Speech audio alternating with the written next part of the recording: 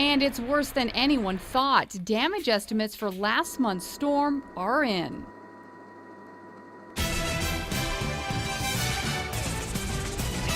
Good afternoon. State officials are now expecting the September floods to be one of the most expensive disasters in New Mexico history. But the feds won't cover all of it. Here's News 13's Chris McKee. Kim, the state says rough estimates could be up to $100 million. And while federal money will pour in, some of the hardest hit New Mexicans won't see any of it. From New Mexico cities to remote towns, September's flooding hit hard with sites almost no one expected. We didn't think it was going to be this severe. The state only needed to find $3 million worth of damage to infrastructure, such as roads, bridges, canals, and arroyos to get FEMA's help. It submitted about $16 million worth.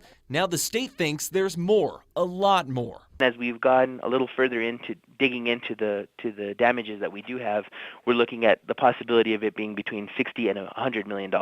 Repairs are already taking place on some of that damage. The state will help them out to reimburse those costs, and then the folks from FEMA reimburse the state for those costs. FEMA should cover the cost of about 75% of that damage, but FEMA likely won't be covering another big chunk of the damage the state saw. Sad, just total loss. The state says homeowners like the ones in Bernardo who found themselves in the middle of a lake will likely be stuck with the entire bill. Based on the information we've provided them so far, the SBA will not be providing us with individual assistance, which leads us to believe that FEMA will probably not provide individual assistance as well. To get that help, each county with a disaster declaration had to have at least 25 homes or businesses with significant damage, and New Mexico doesn't have that.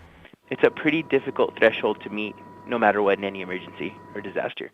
The state says the best bet for homeowners without flood insurance is to get help from nonprofits. Reach out to folks like the American Red Cross, the Salvation Army.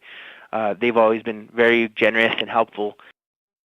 New Mexico Homeland Security says the government shutdown delayed its September flood reimbursement application. However, the state says that hasn't affected any repair work in cities or counties. Kim, back to you. Okay, thanks, Chris. Now, New Mexico Homeland Security says the state's other big storm this year in July caused about $11.5 million in damage to public property in 5 counties and 4 pueblos. The president has already approved FEMA funding for that.